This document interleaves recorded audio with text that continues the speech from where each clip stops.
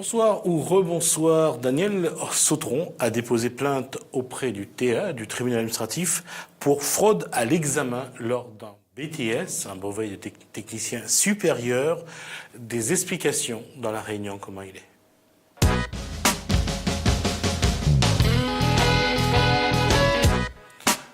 Daniel Sautron, bonsoir. Bonsoir, monsieur Ramoudou. Alors, Mike Waro, bonsoir également. Bonsoir, monsieur. Étudiant donc en AVA. Oui. Ça veut dire après. Après vente automobile. D'accord. Alors, on va essayer d'être, je dirais, d'être prudent d'abord dans ce qu'on va dire, et on va surtout on va se tenir au fait. Alors, la plainte auprès du tribunal, du greffier du tribunal administratif, c'est celui-là. Donc, la plainte est là. Alors, cette plainte. Alors, quelle est la motivation de cette plainte? Bon, la motivation, je vais essayer de faire vite et bien, c'est que ça fait depuis plus de 6 ans. Donc, comme monsieur Mike Waro est élève... On va faire simple, restez droit. Voilà. Merci. Donc, comme monsieur Mike Waro est élève au CFA de Saint-Pierre, donc en BTS, comme il y a 2 BTS, un au lycée Georges Brassens, un au CFA de Saint-Pierre. Le souci, c'est que ça fait plus de 6 ans, il n'y a aucun élève du CFA de Saint-Pierre qui a obtenu le BTS. Donc nous, on suit cette affaire depuis pas mal de temps. Et là, on a remonté sur 6 ans. On a plusieurs témoignages qui prouvent qu'il y a bien un dysfonctionnement par rapport au BTS, mais sur Saint-Pierre. Alors, concernant... l'épreuve a eu lieu quand? L'épreuve a eu lieu en juillet. En juillet cette année. En juillet cette année. Fin juin, début juillet. Ça concerne les élèves de Saint-Pierre, je suppose, de CFA Saint-Pierre? CFA Saint-Pierre. Nous, on a en ponctuel, alors que le BTS de Brassens, ils ont en CCF. Alors, il faut m'expliquer un petit peu ce que c'est. Ben, le CCF, c'est contrôle en cours de formation, et nous, en ponctuel, c'est un jour donné. D'accord. Alors, pendant quelle épreuve il y a eu la faute que vous dénoncez? Ben, moi, je vais reprendre un petit peu la main. Concernant les épreuves, il y a 2 épreuves. Il y a la première épreuve, c'est concernant le dossier. Donc, on présente le dossier à chaque fois. Et le deuxième, c'est sur une épreuve pratique. Le souci, c'est que sur l'épreuve pratique, là, M. Mike Waro, qui s'est présent, il ne vous dira pas le contraire. Sur l'épreuve pratique, justement, donc, on a un examinateur du lycée Georges Brassens. Normalement, il ne doit pas être là, parce que c'est un autre lycée. L'examinateur, il reçoit Mike. Donc, Mike expose. Il lui dit de trouver une panne. Il a 4 heures pour trouver la panne. En 2 heures, il trouve la panne. Donc, il discute avec le professeur. Le professeur lui dit, bon, donne-toi une note. Il dit en 14 et 15. Le professeur dit même, ça ira même à 16.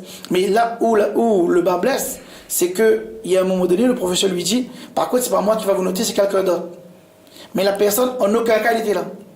Donc, moi, je veux bien être prudent. Si là, il n'y a pas un dysfonctionnement ou un problème, ça c'est le premier. Le deuxième cas de figure... Alors, est-ce que ça a été constaté de manière, je dirais, de manière officielle, que ce n'est pas l'examinateur présent qui a donné la note à Mike Waro? Officiel, non. Parce que le jour, les élèves, ils ne savent pas ça. Nous, on sait parce qu'on est après. Mais moi, ce que je voulais dire, c'est que tous les élèves nous ont dit la même chose. Moi, quand j'étais reçu par... Combien d'élèves ont dit la même chose? 8 sur 10. D'accord. Ouais. Moi, quand j'étais... Juste une chose, quelle a été la note de ce jour-là sur la feuille d'examen pour Mike? La note finale, ouais. 8. Chez une dépose, repose. Et ça, on fait ça tous les jours. On est 2 ans d'apprentissage au CFA. Est-ce que la note a été justifiée à un moment? Ben non, on n'a rien dit. On a mis 8 comme ça. Est-ce que vous avez demandé à avoir le relevé de notes et à revoir l'examinateur pour justifier sa note? Je vous explique. On n'a pas de relevé de notes, justement. Parce que ça, c'est un truc qui s'est passé à l'oral. Donc, sur l'oral, on a le relevé de notes, mais quand on a demandé des explications au rectorat, comme vous allez voir le courrier, on nous a rien expliqué là-dessus. Moi, nous, quand on a été reçus au rectorat, j'ai posé la question en présence de Mike et des autres élèves. Le représentant du rectorat nous a pas répondu. Il n'a pas pu répondre à cette question. Le centre d'examen, c'était un centre d'examen du Sud? Oui.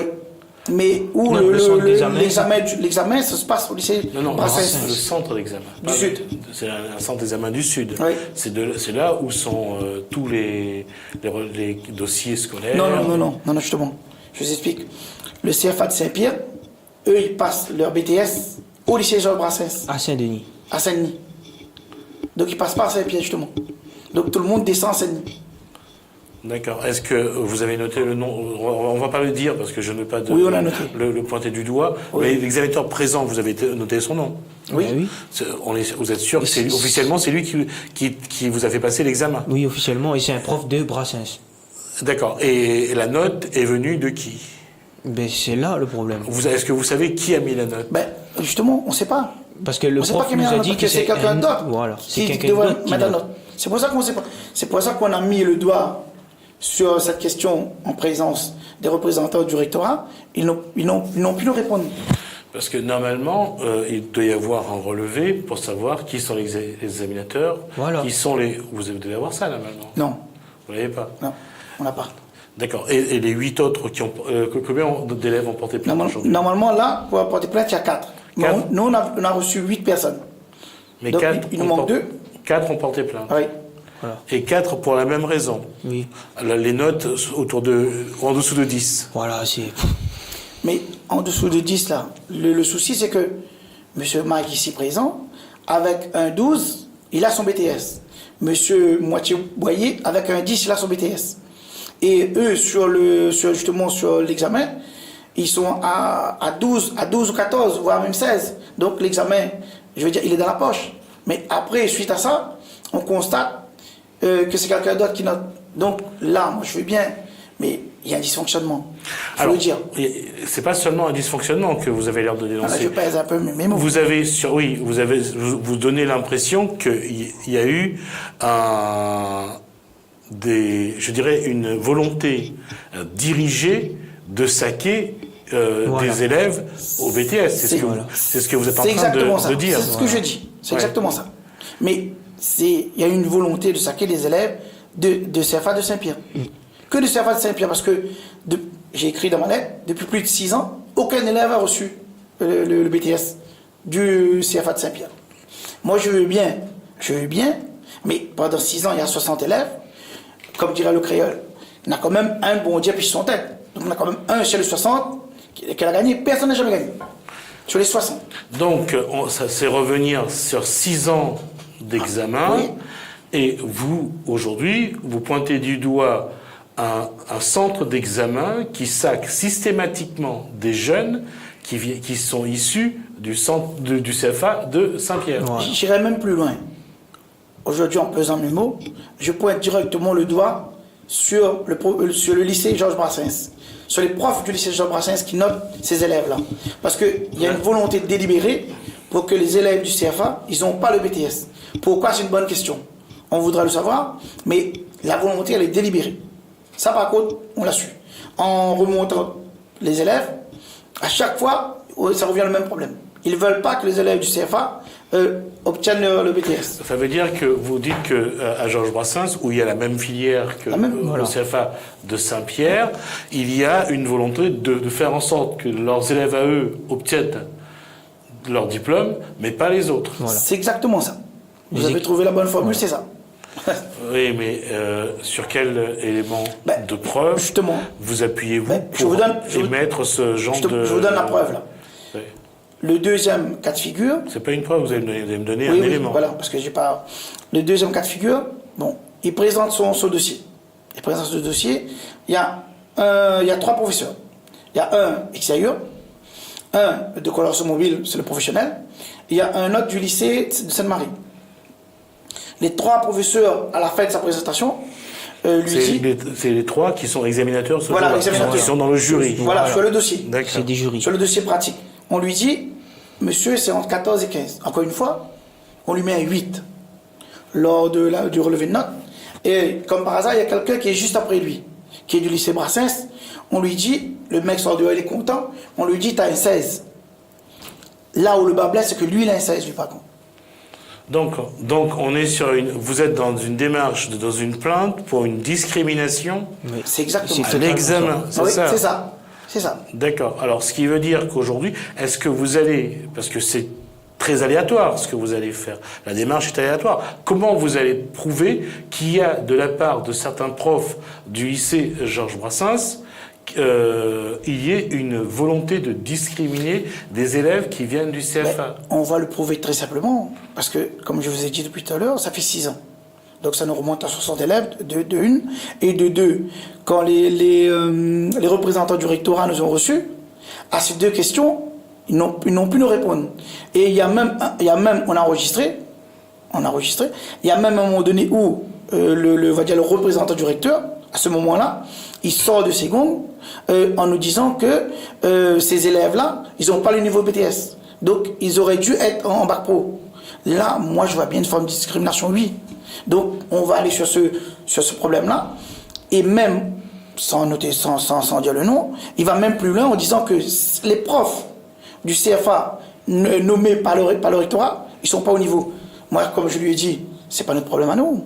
Non, c'est votre problème. C'est vous qui... Mais aujourd'hui, on essaie d'envoyer la balle sur les profs. Non, je ne suis pas d'accord. Les élèves, ils ont travaillé, ils ont trimé, ils méritent le BTS. Maintenant, on ne peut pas les enlever le BTS comme ça. C'est pas possible. Le CFA relève de la Chambre des métiers, je suppose? Oui, c'est bien ça. Alors que le lycée... C'est Éducation nationale. Relève de l'Éducation nationale. Voilà. Il y a, à votre avis, il y a un conflit sur ce point? Oui. Il y a un conflit parce que juste avant que les représentants du recteur nous reçoivent, ils ont fait une réunion extraordinaire. C'est la première fois qu'ils ont eu. Ils ont fait une réunion extraordinaire pour régler ce genre de problème-là. Mais moi, où je trouve bizarre, c'est que pourquoi à ce moment-là on fait une réunion extraordinaire? Parce que nous, on a commencé à bouger. Donc on est venu voir, on a dit qu'on allait appeler la presse. Donc juste à ce moment-là, il commence à dire oui, même au sein même du rectorat, il y a des personnes, les langues se délient, qui ont dit que oui, il y a un souci. Il y a un souci par rapport à ça, mais il faut aller au combat. Ils nous ont dit qu'il faut aller au combat, mais après, sans les mettre en avant, c'est normal, ils travaillent au rectorat. Mais ils ont dit qu'il faut aller au combat, il y a un réel souci. C'est pour ça que nous, par rapport à ces convictions, oui, on va y aller. Il n'y a pas de souci. Sur la discrimination. Alors, dans la plainte déposée au TA, quelles sont les motivations que vous avez apportées, quelles sont les preuves que vous avez apportées pour justement prouver au tribunal administratif qu'il y a discrimination à l'examen? Bon, il y a les deux trucs que je viens d'évoquer là. Et le troisième, c'est que au niveau des 60 personnes, personne n'a jamais vu ça. Il n'y a aucun élève qui est sorti avec son BTS. Mais comme par hasard, il y a vraiment un hasard, c'est qu'au lycée de Brassens, ils sont plus de 60% à chaque fois. Et au niveau du CFA, ils sont à 0%. 6 ans à 0%. Et au niveau de Brassens, 6 ans à 60%. Et un cas de figure où, moi j'irais sur ce cas de figure-là, c'est qu'il y a un élève, encore une fois je ne dirais pas le nom, il était au CFA de Saint-Pierre. Donc il passe le BTS, il n'a pas le BTS. L'examinateur lui dit, si jamais tu es au lycée Georges Brassens, on a le nom, hein, si jamais tu es au lycée Georges Brassens, il n'y a pas de problème. Le mec, il va au lycée Georges Brassens. Il est absent des cours, il est absent. Il a le BTS. Tranquille. Le mec a le BTS. Le mec vient le voir parce que son copain lui dit, j'ai reçu mon BTS. Parce qu'il est sorti là, il est parti. Donc la volonté, elle est délibérée. On veut saquer les élèves du CFA, on veut saquer le CFA, je ne sais pas pourquoi. Ça, si quelqu'un a une réponse, on veut bien entendre, mais on veut saquer ces élèves-là. Pourquoi, on ne sait pas. Est-ce que vous avez eu des éléments en ce sens, Mike? Oui. Hormis ce qu'a dit votre camarade qui a eu le BTS, quels sont d'autres éléments que vous avez qui vous amènent à penser que parce que vous êtes du CFA, on vous donnera jamais votre Au BTS? niveau, j'ai des contacts, on va dire, avec des profs dans d'autres lycées, du Port, à Saint-André, qui m'ont dit, où vous allez passer votre diplôme? J'ai dit à Brassens, ça a dit, aïe, aïe, aïe, c'est fini. Et en me disant ça, moi j'ai dit, je fais un peu l'étonné, mais toujours motivé à passer mon examen. Mais voilà, au final, je vois que le résultat est là, qu'il n'y a rien. D'accord. Alors ma question c'est, est-ce que vous serez accompagné par la Chambre de commerce, la Chambre des métiers et de l'artisanat dans votre démarche? Nous, ce qu'on a fait, on a fait la démarche d'aller voir le rectorat pour régler ce problème-là, moi je dirais à l'amiable déjà. Donc on n'a pas encore pris on n'a pas encore vu la Chambre des métiers. Là aujourd'hui, nous ce qu'on fait, c'est qu'il y a une fourmilière, on met un coup de pied dedans pour voir où ça va aller. Juste après ça, peut-être on va prendre contact avec la Chambre des métiers. Parce que je pense qu'après cette émission-là, ça va bouger. Vous avez vraiment l'impression que vous avez mis un coup de pied dans une fourmilière? Oui, une très grosse fourmilière, je dirais. Ah oui. qui dure depuis 6 ans. Ça veut dire qu'il y a autour de ça un vrai réseau qui a tout mis en place pour favoriser des élèves d'un lycée professionnel par rapport à d'autres élèves d'un centre d'apprentissage. Oui, moi je vois ça comme ça. Et même quand j'en ai parlé aux autres élèves, c'est exactement ça. Et en plus, le problème, c'est que si jamais on n'arrive pas là, on voit pas ce problème, parce que ça dure depuis 6 ans. Mais là, comme par hasard, nous on est arrivés. Donc comme on veut pas lâcher l'affaire, donc il commence à bouger. D'accord. On va quand même faire une pause. On va y revenir dans un instant. On va marquer une pause. On va parler de quelque chose. Le temps que je retrouve mon papier, voilà, c'est fait. Alors on marque une pause. Donc nous allons poser une question à Pierre Reynaud. Il est non-voyant. On lui a demandé comment a évolué la situation des non-voyants et des malvoyants à La Réunion. Je vous propose sa réponse. Ouh là là, c'est une vaste question qui serait très longue à résumer. C'est un petit peu l'image du verre à moitié plein et à moitié vide, ça va dépendre des jours. Je dirais qu'il y a beaucoup de choses qui sont faites, il y a beaucoup de services, de structures qui sont mis en place depuis 10-15 ans environ. Hein. Là, il n'y a rien à dire de ce côté-là. Il reste encore beaucoup à faire, entre autres des problèmes qui nous pourrissent la vie au quotidien, si vous me passez l'expression, en particulier la mobilité dans les transports. On a énormément de problèmes de déplacement. Et il y a un domaine sur lequel il va falloir qu'on se mobilise, l'ensemble des partenaires, c'est la prise en charge et l'accompagnement des personnes âgées déficientes visuelles, en particulier à domicile, puisqu'on sait que c'est plus de la moitié de notre public, plus de la moitié des personnes déficientes visuelles sont des personnes âgées, et elles ne sont actuellement pas accompagnées ou prises en charge à domicile, et souvent la déficience visuelle n'est pas considérée comme une priorité chez ces personnes-là. Par exemple, on va dire il y a des chutes, mais on ne se pose pas la question, est-ce que la personne chute, c'est parce qu'elle a un problème visuel? Par exemple, c'est vraiment un exemple. Voilà un petit peu ce que je pourrais dire de la situation des personnes aveugles et malvoyantes à la Réunion, de façon évidemment très synthétique. Alors, si on fait un petit focus sur ce qui a évolué dans le bon sens ces dernières années, qu'est-ce qu'on peut dire? Une prise de conscience, une certaine sensibilisation de la société réunionnaise et la création de différentes structures en direction des adultes en particulier, comme le pôle de santé Revoir et depuis 2010 la création, la fondation de l'antenne régionale de l'association Valentin Haoui à la Réunion. Aujourd'hui, on arrive quand même à proposer des activités en termes de loisirs, un accompagnement, des prises en charge, ce qui n'existait absolument pas encore il y a 15 ans à La Réunion.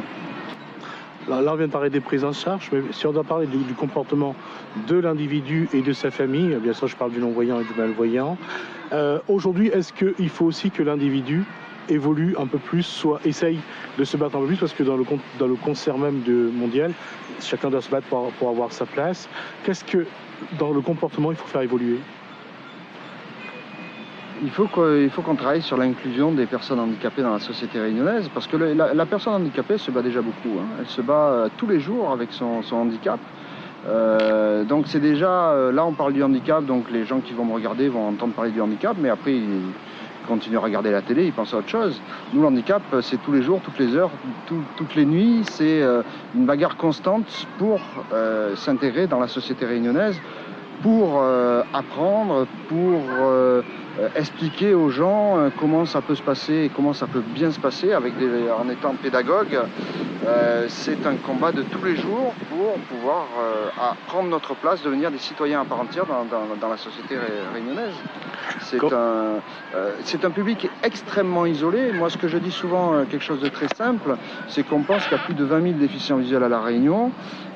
Si on se met tous les partenaires ensemble, on en connaît 500, et c'est grâce à vous, les médias, grâce à la communication, qu'on peut aller chercher les personnes qui sont dans un isolement impensable.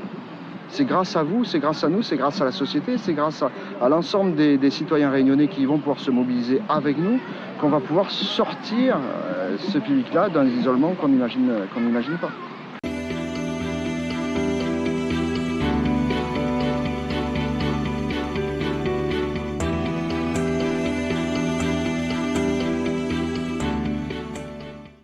Brapano, la ville vous invite à la séance de Zumba le 13 octobre à partir de 19h sur le champ de foire de Brapano, sur le hall couvert avec des filles.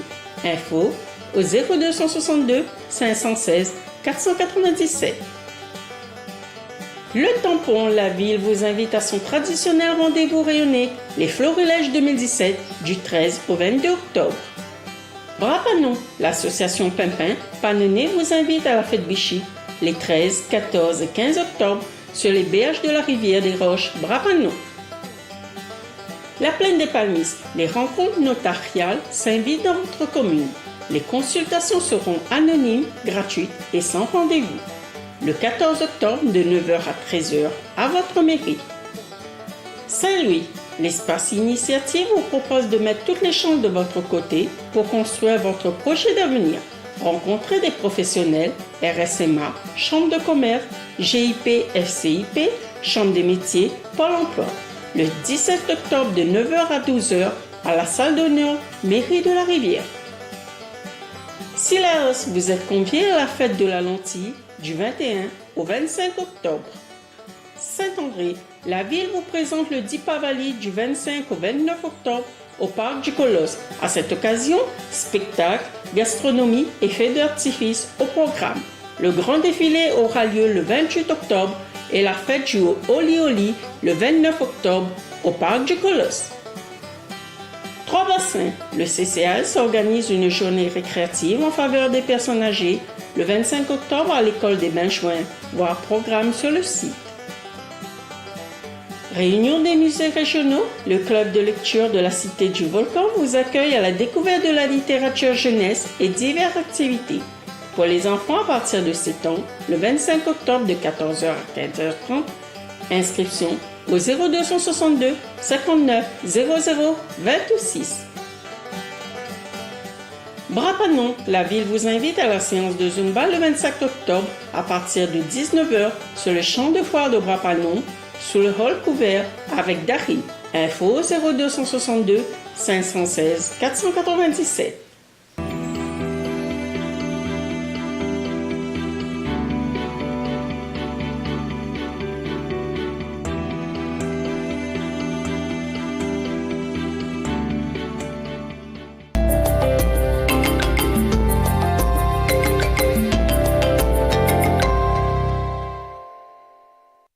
Tu voudrais lui faire confiance, mais est-il fidèle? Ne reste pas dans le doute. Envoie Cocu au 80 88.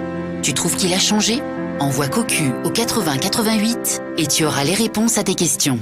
Cocu au 80 88. Rencontre, coup de foudre, et si c'était l'homme de ta vie? Envoie Soleil au 7700. Nos conseillers astro t'aident à savoir si c'est le bon. Envoie Soleil au 7700.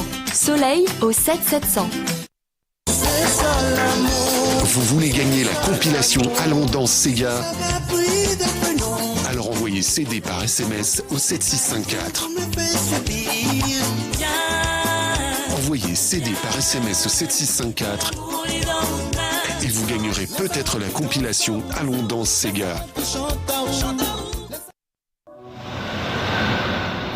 Bonjour, je suis Jocelyn, voyant médium. Si vous souhaitez une consultation en privé, par téléphone ou en bureau, merci de me contacter au 06 92 81 36 06 ou sur mon site internet w3fois.jocelyn-medium.com.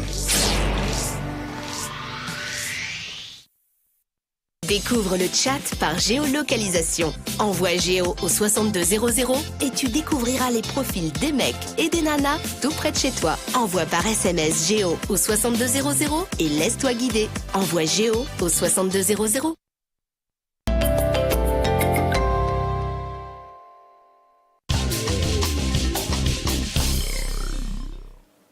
Retour sur le plateau où on reçoit donc Daniel Sautron et Mike Waro. On est sur un dossier de fraude à l'examen et cette fois-ci la fraude concerne non pas je dirais celui qui passe l'examen qui aurait fraudé, mais aujourd'hui on a des personnes qui dénoncent une structure en place qui favoriserait des élèves de lycée par rapport à des élèves qui seraient donc en CFA. Alors, je rappelle donc que Daniel Sautron a porté plainte donc contre ce système qui serait donc dans ce cas-là discriminatoire, puisque des examinateurs favoriseraient leurs élèves par rapport leurs élèves de Saint-Denis par rapport aux élèves de Saint-Pierre. Ça, c'est une démarche. Et l'autre démarche, c'est justement, Daniel Sautron, c'est de dénoncer cette structure qui existe, cette procédure de correction des examens, de passage d'examen, pour que demain, vous ne souhaitez plus que les professeurs du lycée Georges Brassens soient les examinateurs des élèves de Saint-Pierre. Ben, c'est exactement ça. Là, le combat qu'on mène... On va juste rappeler que ce qu'a dit Daniel Sautron, c'est qu'en 6 ans, aucun élève du CFA de Saint-Pierre n'a obtenu son BTS, selon lui, à cause de cette situation. Ben, le résultat est là. Pendant 6 ans, 0%. Donc, nous, ce qu'on va faire, c'est que là, on mène ce combat pour les jeunes qui sont là, mais après, pour la suite aussi. Parce que la section du CFA, ben, ils vont repartir l'année prochaine. Ils vont repartir cette année, donc ça va être le même truc. Nous, on se bat pour nous d'abord, pour eux, pour ensuite pour ceux qui viennent. Donc, il faut que cela cesse. Juste pour apporter un petit peu de l'eau au moulin, par rapport à la procédure qu'on a déposée au TA, tribunal administratif, lors de l'examen oral, nous, ce qu'on a constaté, les élèves ont constaté, les élèves du CFA, ils ont des questions complexes et approfondies. Ils doivent approfondir les questions. Tandis que les lycées Georges Brassens, ce sont des questions standards, donc des petites questions. On n'a pas une petite question, tandis que les élèves du CFA... Est-ce qu'on ne grossit pas un peu le... Non. Ben, 8 élèves sur 10 ont dit la même chose. Alors 8 élèves de CFA de Saint-Pierre. Oui, CFA de Saint-Pierre. C'est peut-être aux élèves de Georges Brassens de dire ben, que si le lycée Georges Brassens leur facilite l'examen ou pas. Ils peuvent rien dire, je vous explique pourquoi. Parce que moi, demain on me donne mon examen. Moi, j'ai rien à dire. La position, elle est un peu... Voilà. Demain, on me donne mon examen, j'ai rien à dire. Parce que nous, on a parlé aux élèves de Brassens, ben, ils ont rien à dénoncer. Sauf que le seul élève, là, qui est chez le CFA, voilà, qui est venu... Est-ce que vous avez déjà vu des sujets d'examen qui ont été proposés aux élèves du lycée Brassens? Est-ce que vous avez eu l'occasion de les voir? Non, on n'a pas eu. Alors, c'est difficile. On n'a pas eu. Vous avancez en disant que les questions sont... Non. Là, je vous parle de l'oral. Là, parce que bon, quand on sort dehors, on se retrouve, on est tout le monde dans une salle. Donc, ben, les mecs de Brassens sont là, nous on est là. Donc, lors de la question, ils disent, ouais, on va poser cette question. Tandis que nous, arrivés là, je me mets à leur place, arrivés pour les CFA, ils ont des questions approfondies, ils ont des questions où vraiment il faut être technique. Tandis que c'est pas le cas du lycée Brassens. Moi, ce que je dis, c'est que pour eux, il faut qu'ils répondent à des questions bien précises, il faut qu'ils approfondissent leurs réponses, tandis que les lycées Brassens, ils ont des petites questions standards. C'est eux qui disent, c'est pas nous. Parce que quand on est réunis tout le monde dans la même salle, on en parle, c'est normal. Alors, sur cette démarche-là, donc la plainte apportée donc, comment vous avez demandé au rectorat que ce ne sont plus des professeurs du lycée Brassens qui corrigent lors de l'examen les copies ou qui fait passer l'oral aux jeunes du CFA de Saint-Pierre. Ça, c'est la première chose. La deuxième chose qu'on a demandé... Oui, mais quel argument vous allez utiliser pour que le tribunal vous suive? Ben, nous, ça va être très simple. Bon, pendant 6 ans, les profs du lycée Brassens ont corrigé les élèves du CFA. Comme par hasard, on va dire c'est un hasard. Ils ont 0%. Donc, on va demander à changer pour voir s'ils ont toujours 0%. C'est juste là. Donc, on est sur des faits. Cette discussion-là, est-ce qu'elle a commencé avec le rectorat? Elle a commencé, mais on nous a fait comprendre qu'il y a une équité. Moi, j'ai dit non, il n'y a pas. Donc, si vous voulez, on a commencé, mais on n'a pas encore fini. On a commencé cette discussion, mais non, il n'a pas voulu nous entendre. Votre interlocuteur au rectorat, qu'est-ce qu'il vous a dit lors de votre dernière rencontre? Lors de la dernière rencontre, il nous a dit que pour lui, il y a une équité. Moi, ce que je lui ai dit, quand je lui ai exposé les deux cas de figure, il n'a pas pu me répondre. Donc moi, je lui ai dit, il n'y a pas d'équité. D'accord. Donc on est resté sur notre fin. Le fait que vous n'avez pas obtenu cet examen, vous n'avez pas de votre BTS, aujourd'hui, quelle est votre situation? Sans emploi, c'est ça le truc. Et à la fin, si j'avais obtenu mon diplôme, j'avais un contrat d'embauche officiel. Généralement, parce que vous faites des stages en entreprise, ça vous permet déjà d'être déjà dans les... 2 ans d'apprentissage. C'est en alternance et l'entreprise voit notre capacité, notre compétence. Et l'entreprise prend celui qui a obtenu l'examen. Voilà, celui qui a obtenu le BTS. D'accord, donc on est bien sur une démarche où les jeunes qui sont diplômés obtiennent un travail. Ouais, C'est ça. Et aujourd'hui, qu'est-ce que vous essayez de faire? Qu'est-ce que vous avez l'intention de faire? Est-ce que vous allez reprendre une formation ou est-ce que vous cherchez un emploi? Ben, moi, je vais chercher un emploi parce que là, on va pas reprendre une formation aussi pour être noté comme ça. Vous cherchez un emploi dans quel... Ben, dans ma spécialité, dans la mécanique. Et dans le BTS après-vente, on est plus sur du chef d'équipe et réceptionner les clients. Ben, avec le BTS, je vais mieux expliquer. Avec le BTS, il sort de mécanicien, il arrive, on va dire, entre guillemets, comme un technicien. Donc là, en n'ayant pas obtenu le BTS, il redevient mécanicien. Donc là, au lieu d'être un cadre, il redevient normal. Et il devient un ouvrier. Voilà, il dit qu'avec le BTS, il est un cadre. Donc c'est au niveau, on va dire, au niveau, on parle de ça à chaque fois, au niveau vie sociale, on va dire en guillemets. Donc, ce que je ne comprends pas, c'est que si cette posture que vous dénoncez, cette discrimination est vraie, comment ça se fait que la Chambre des métiers n'a jamais pointé du doigt ce problème? Ben, ils ont pointé du doigt une fois, mais comme il n'y a aucun élève, on va dire, qui a osé, voilà, c'est ça. Mais ils sont au courant déjà qu'il y a une discrimination, qu'il y a un problème. Mais bon, au niveau, c'est comme partout, hein. Si personne ne bouge, personne ne fait rien, personne ne dit rien. Mais là, comme nous, on a commencé à bouger, ils sont au courant.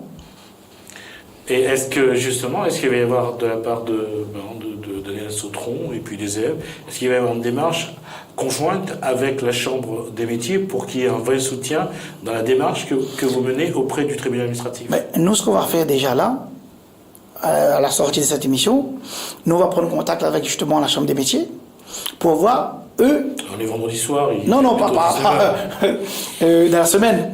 Donc on va prendre contact avec eux pour voir est-ce qu'ils nous accompagnent. C'est juste ça, pour voir. Parce qu'on ne les a pas encore vus. Nous, on était plus sur le rectorat, on était plus à prendre un rendez-vous, on était plus dans la démarche, parce qu'il y a quand même une démarche à suivre. On a suivi la démarche. Maintenant, là, on va voir la Chambre des métiers pour voir est-ce qu'ils nous accompagnent. C'est tout. Et quelle va être, avec ou sans? Avec la Chambre des métiers, qu'est-ce que vous allez faire? Sans la Chambre des métiers, qu'est-ce que vous allez faire? Aujourd'hui, sans la Chambre des métiers, on est quand même au TA. Donc, on a attaqué la procédure. Avec ou sans eux, on va attaquer la procédure. Donc, avec eux, ça va être mieux. Mais sans eux aussi, on va partir. Nous, là, on est décidé à régler ce problème-là, qui dure depuis 6 ans. Avec ou sans eux. Parce que on est d'accord que vous êtes sur de dénoncer une discrimination à l'examen, ce qui est très pas simple à prouver surtout. Mais c'est pour ça